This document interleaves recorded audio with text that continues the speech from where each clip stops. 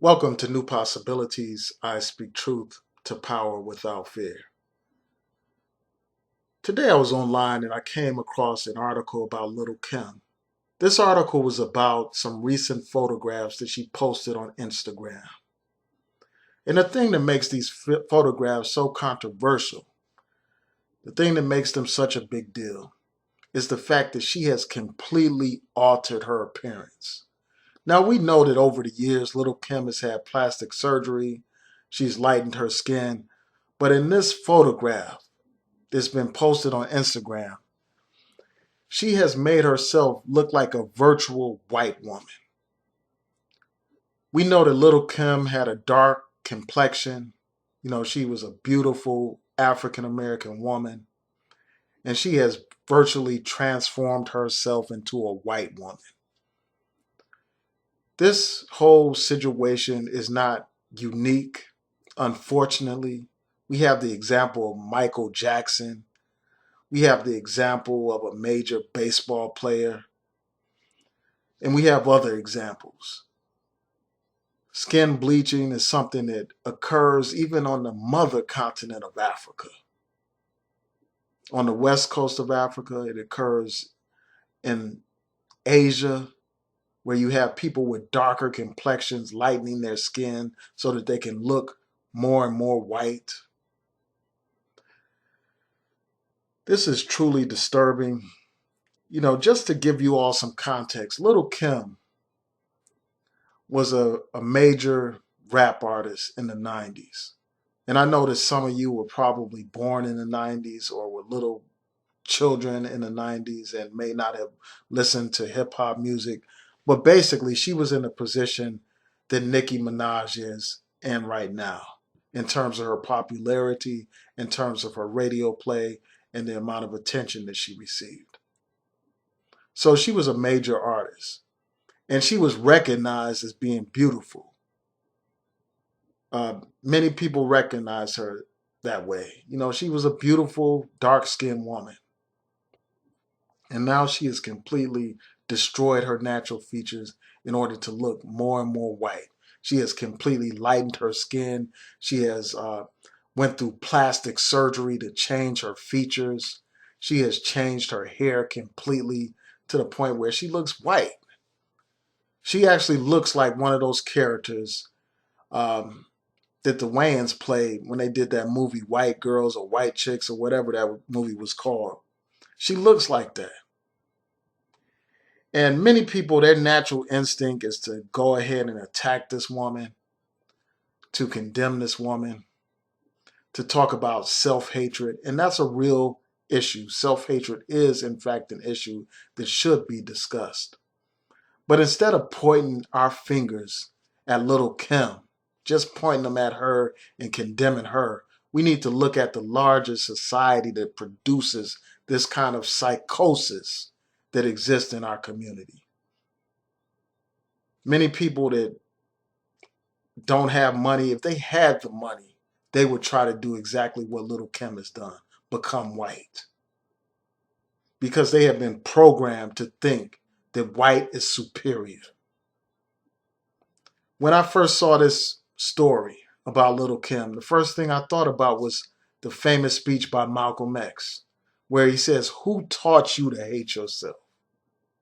Who taught you to hate yourselves, to hate your features?"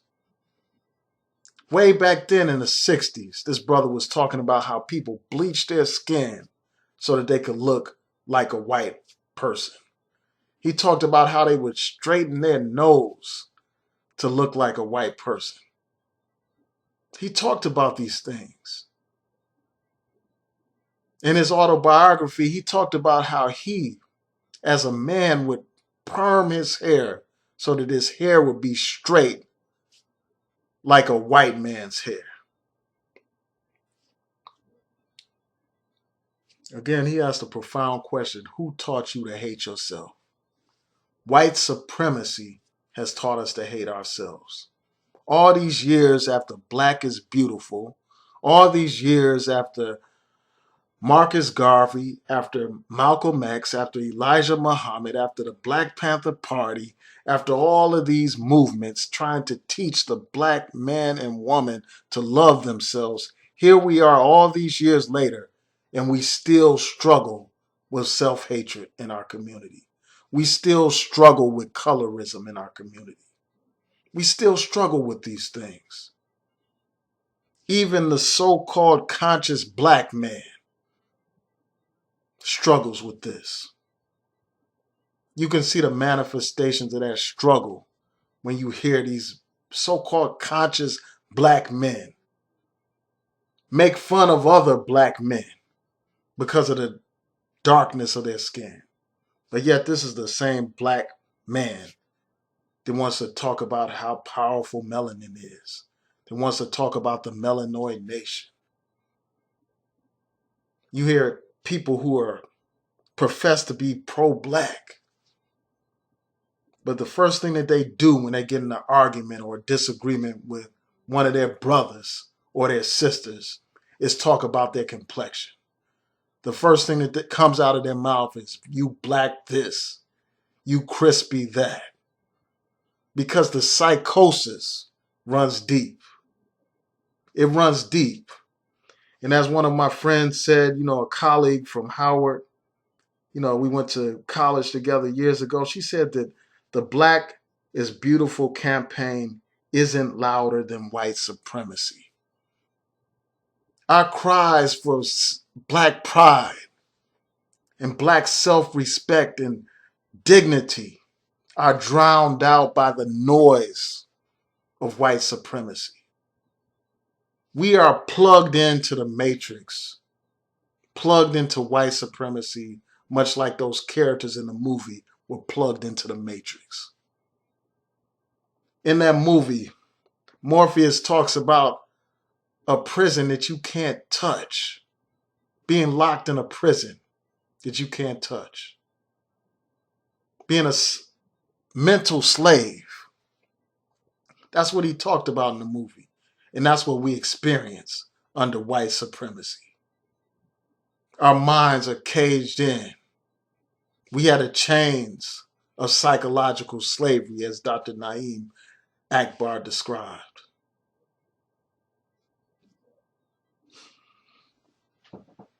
You have these black, dark-skinned black men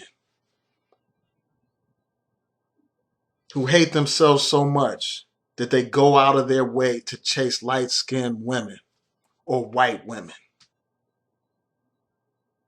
They will leap over a black woman, a dark-skinned woman, to chase a white woman or a light woman. That's how deep the psychosis runs, because they want to have a child that doesn't look anything like them. And the same thing for some of these women.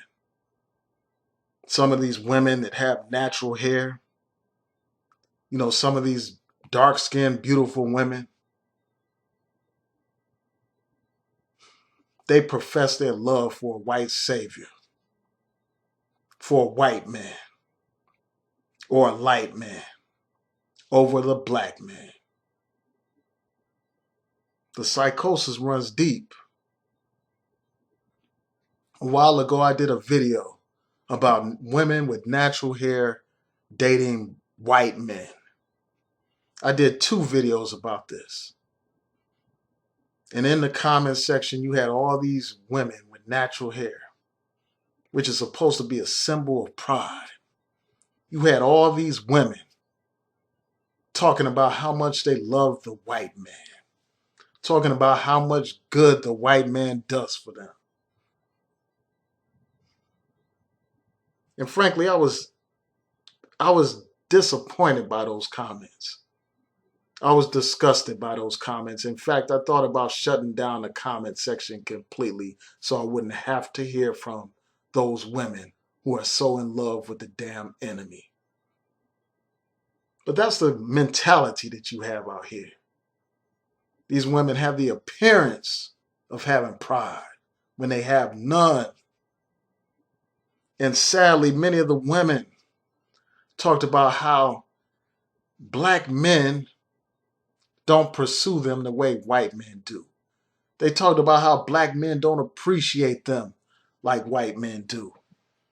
And it just broke my heart. It really broke my heart. Because I know in some quarters that's true. I know that there are some black men, as I said before, who go out of their way to chase light women and white women. So they don't appreciate a black woman. They really don't. The psychosis runs deep. It runs so deep. You know, when we talk about this white supremacy drowning out the voice of black pride, I'm not only talking about the white media that programs us to hate ourselves, the white media that puts out this image that the white woman is the standard of beauty.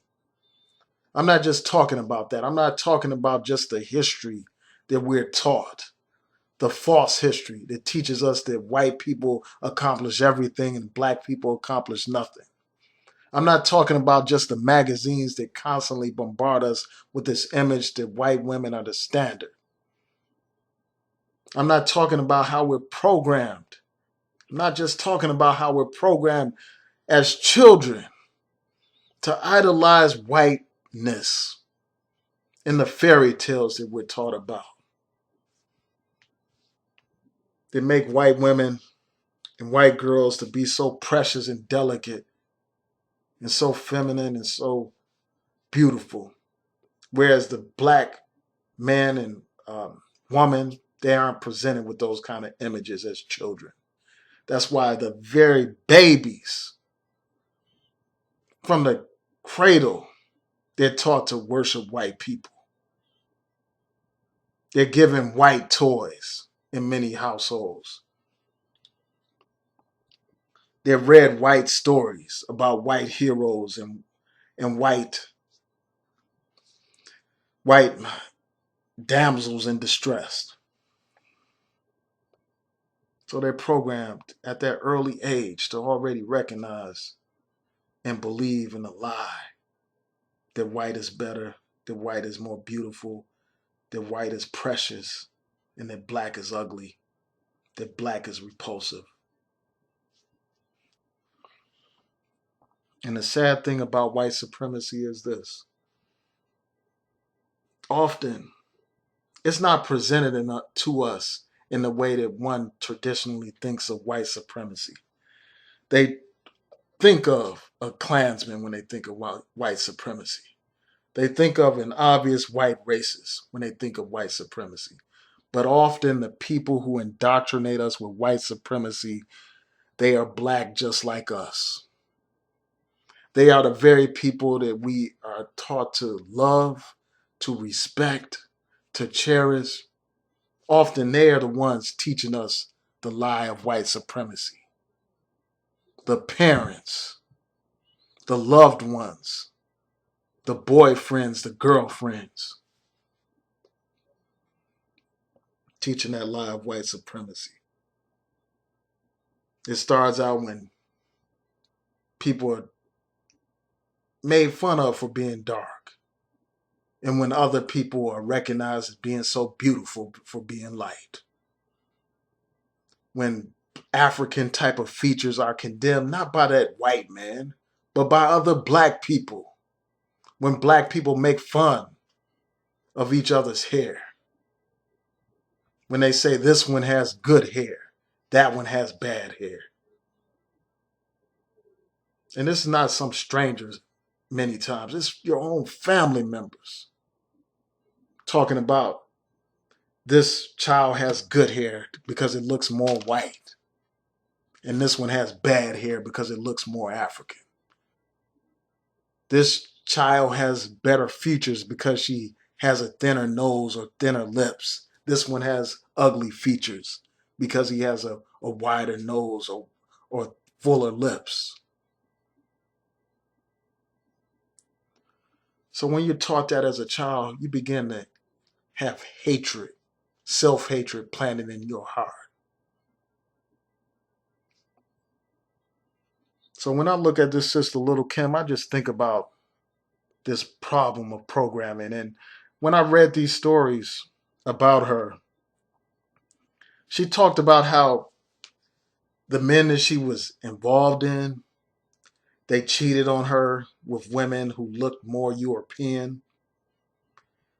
She talked about how men would put her down, just like her father would put her down, would say bad things about how she looks and all that kind of stuff. So eventually she embraced white supremacy. Eventually that manifested itself went by her lightening her skin and actually going through plastic surgery to change her features.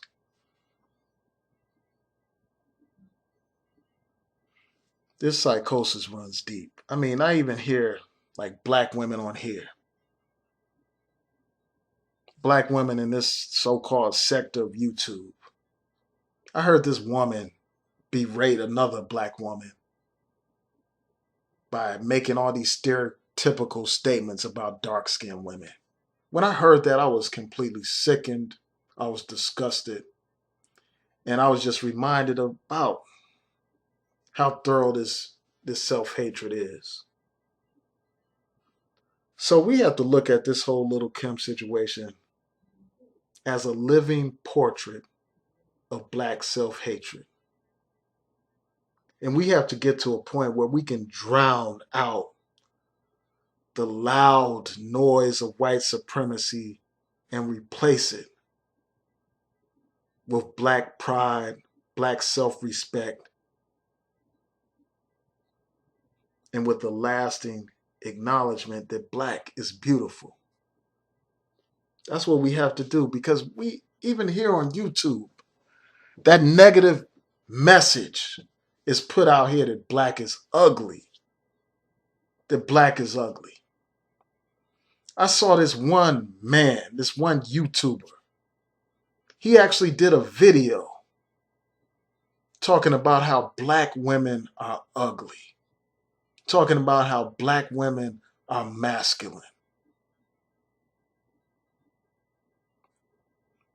And that's not uncommon here on YouTube, where you will have this type of negative energy put out here for YouTube views and for AdSense dollars.